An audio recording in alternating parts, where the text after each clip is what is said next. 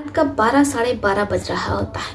पड़ोसी परेशान हो जाते हैं, उन्हें नींद नहीं आ रही होती है क्योंकि रमेश और उसकी पत्नी सरिता दोनों अक्सर अपने रूम में लड़ाई झगड़ा किया करते थे क्योंकि रमेश अपनी पत्नी सुनीता को खुश नहीं कर पाता था। तभी पड़ोसी रमेश से कहता है कि देखो रमेश, तुम्हारी पत्नी तुमसे खुश नहीं है, इसलिए तुम ऐसा क्यों नहीं करते कि हम तुम्हें एक डॉक्टर बता रहे हैं, वहाँ चले जाओ। जब तुम उस डॉक्टर के पास जाओगे तो हमारा नाम बता देना, वो डॉक्टर तुम्हें कुछ ऐसी दवाइयाँ देंगे, गोली देंगे, जिसे खाने के बाद तुम रेस लगा दोगे, दौड़ पड़ोगे। अब जैसे ही रमेश ये सुनता है तो उसके चेहरे पर मुस्कान आ जाती है। वो पता लेता है और अपने पड़ोसी के कहने पर वो उस डॉक्टर के पास जाता है।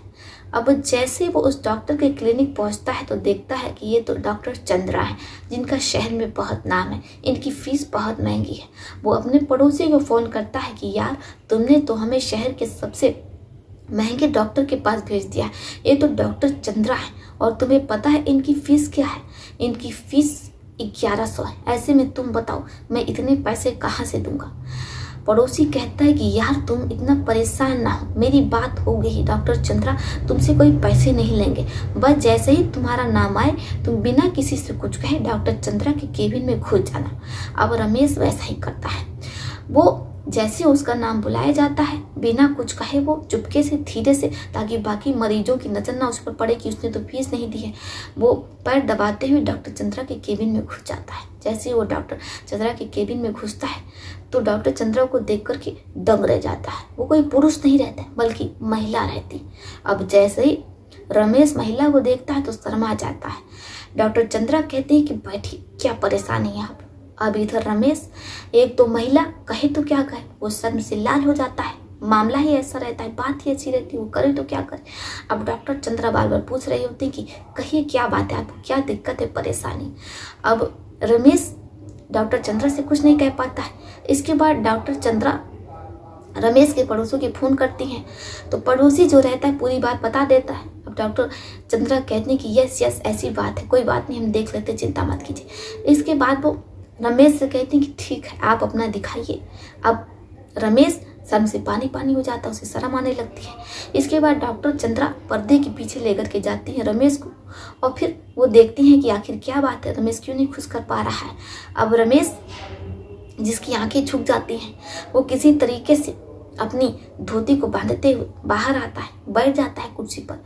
अब चंद्रा पूछती है कि बताइए आखिर क्या दिक्कत है, हमने तो चेक किया आपका सब कुछ बिल्कुल सही है, नसीब भी बिल्कुल सही है, तो फिर आखिर आप अपनी पत्नी को खुश क्यों नहीं कर पाते हैं? शायद आपके मन में ये गलतफहमी बैठ गई है कि अब आपकी उम्र हो गई। ऐसा कुछ नहीं है, हम आपको ये तो सिरप लिख दे रहे हैं जिसे दूध में घोल करके आपको ये सब कुछ करने से पहले पी लेना है, और ये गोली लिख रहे हैं जिसे आप सोते समय ले लीजिएगा। इसके बाद डॉक्टर चंद्रा रमेश को दवाई लिख देती है। अब रमेश जब दवाई का पर्चा देखता है, मेडिकल स्टोर जाता है तो देखता है कि दवाएं कम से कम 2500 की। वो अपने पड़ोसी को फ़ोन करता कहता है यार दवाएं तो बड़ी महंगी, मैं कैसे लूँ? अब पड़ोसी जो कि फार्मेसिस्ट रहता है वो कहता है कि ऐसा है, मैं तुम्हें एक दुकान बता रहा हूँ, वहाँ से तुम दवाएं ले लो, वहाँ तुम्हें आधी दाम पे मिलेगी। अब अपने पड़ोसी फार्मासिस्ट के कहने पर उस मेडिकल स्टोर जाता है, वहाँ से वो दवाएं लेता है। अब जैसी उसे दवा मिलती है वो पन्नी में ले करके अपने घर आता है। इसके बाद रात होती है, वो सिरप दूध में घोल करके पी लेता है, एक गोली भी खा लेता है। अब वो अपनी पत्नी के आने का इंतजार करता है। जैसे ही पत्नी आती है फिर रमेश अपनी पत्नी के साथ उसी से करने में लग जाता है, लेकिन इसके बावजूद भी वो असफल होता है। फिर वो थक हार करके सो जाता है। इधर पत्नी परेशान, वो करे तो क्या करे, क्योंकि अब शादी को लगभग 1 साल हो रहा है, उनका एक बेटा और एक बेटी भी। अब ऐसे में पति कुछ कर नहीं पाता है, पत्नी करे तो क्या करे। अब ऐसे ही रमेश दवाई खाता रहता है लेकिन कुछ भी असर नहीं होता। वो अपने पड़ोसी के पास जाता और कहता है कि देखिए, हम तो डॉक्टर चंद्रा के यहाँ से दवा लेकर के आपके कहने पर भी हमें कोई आराम नहीं हुआ। और जब पड़ोसी ये सुनता है तो वो डॉक्टर चंद्रा को फ़ोन करता है। फिर से डॉक्टर चंद्रा रमेश को बुलाती है, फिर दवाई देती हैं।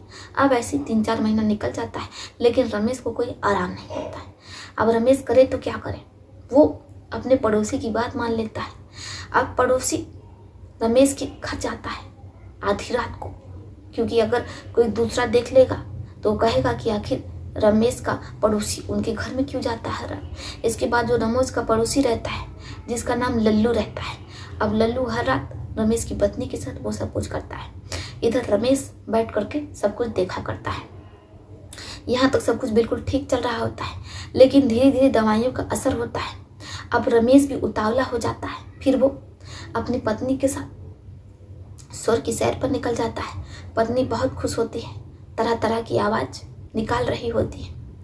ऐसे ही समय बीतता है। अब रमेश अपने पड़ोसी को साफ मना कर देता है कि देखो अब हम बिल्कुल ठीक हो गए हैं, तुम्हें यहाँ आने की ज़रूरत नहीं। कि जो पड़ोसी रहता है उसे रमेश की पत्नी सुनीता में बहुत ज़्यादा आनंद आने लगता है, इसलिए वो साफ मना कर देता है कि नहीं, वो हर रात उसकी पत्नी के साथ वो सब कुछ करेगा। अब रमेश परेशान कि वो करे तो क्या करे, उसे कुछ समझ में नहीं आता। वो पड़ोसी से कहता है कि देखो अगर तुम हमारे मना करने के बावजूद नहीं मानोगे तो हम तुम्हारी FIR लिखवा देंगे। जैसे पड़ोसी ये सुनता है तो कहता है कि देखो हमने तुम्हारे लिए इतना कुछ किया, हमने तुम्हें डॉक्टर भी बताया और उन्हीं की वजह से तुम ठीक हुए। अगर ऐसे में हम तुम्हारी पत्नी के साथ वो सब कुछ कर रहे हैं तो तुम इतना परेशान क्यों? तुम भी अगर हमारी पत्नी के साथ मिलन करना चाहते हो तो मिल सकते हो। जैसे रमेश ये सुनता है तो वो बहुत खुश होता है। इसके बाद वो अपने पड़ोसी के घर जाता है और उसकी पत्नी के साथ मिलन करने लगता है। अब ऐसे सब कुछ चलता रहता है, किसी को कोई ऐतराज नहीं होता। ऐसे एक दिन रात के 2:30 बजे रमेश के मोबाइल पर फोन आता है। जैसे ही रमेश मोबाइल उठाता है, जबकि वो अपने पड़ोसी की पत्नी के साथ स्वर्ग की सैर कर रहा होता है, तो उसके हाथ पांव फूल जाते हैं। पुलिस वाले रमेश से कहते हैं कि आप तुरंत अपने घर आइए, इस समय कहाँ। अब रमेश पुलिस वालों को बताए तो क्या बताए कि वो अपने पड़ोसी के घर में। अब जैसे ही रमेश पुलिस वालों के बुलाने पर थाने पहुंचता है तो उसकी आंखों से आंसू गिरने लगता है। पुलिस वाले रमेश से कह रहे होते हैं कि आप इस शव को पहचान कीजिए, ये आपकी पत्नी का तो नहीं है। अब जैसे ही रमेश अपनी पत्नी को देखता है तो दहाड़े मार करके रोने लगता है, क्योंकि वो शव किसी और का नहीं बल्कि रमेश की पत्नी का रहता है। अब रमेश को कुछ समझ में नहीं आता है कि आखिर अच्छी खासी उसकी पत्नी का देहांत कैसे हो गया। रमेश पुलिस वालों से पूछता है। पुलिस वाले कहते हैं कि ये तो आप अपने पड़ोसी से ही पूछिए। रमेश अपने पड़ोसी से पूछता है। रमेश का पड़ोसी कहता है कि यार तुम्हारी पत्नी जो मुझसे जिद कर रही थी, इसलिए मैं 2-4 गोलियां खा ली जो डॉक्टर चंद्रा ने तुम्हें दी थी, और इसके बाद मैं यहाँ पे से बाहर हो गई और लगातार मैंने तुम्हारी पत्नी के साथ कुछ ऐसा कर दिया बिना रुके कि तुम्हारी पत्नी जिसकी मौके पर ही मौत हो गई। अब जैसे ही रमेश ये सुनता है तो वो अपने पड़ोसी को पीटने लगता है। पड़ोसी और रमेश में हाथापाई होने लगते हैं। किसी तरीके से पुलिस वाले मामले को शांत कराते हैं। इसके बाद पुलिस वाले रमेश को और उसके पड़ोसी को जेल में बंद कर देते हैं। अब दोनों जेल में सलाखों के पीछे अपने कर्मों की सजा काट रहे हैं। फिर सुनीता के अंतिम संस्कार के लिए पुलिस वाले उसके मायके वालों को बुलाते हैं। मायके वाले आते हैं और सुनीता का अंतिम संस्कार होता है। सुनीता का बेटा मुख अग्नि देता है। बेटे को कुछ भी नहीं पता कि उसकी माँ अब इस दुनिया में नहीं है। सुनीता के मायके वाले बेटे को लेकर के अपने घर चले जाते हैं। इधर सुनीता और रमेश का हंसता खेलता परिवार उजड़ जाता है।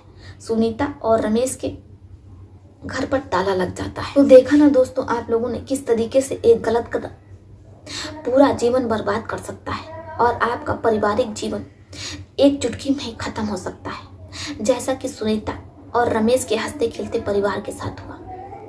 आपका इस पर क्या विचार है, क्या सोचना, आप अपनी अपनी राय में कमेंट बॉक्स में लिख सकते हैं। तो चलिए फिर चलती हूँ, मिलती हूँ आपसे किसी और कहानी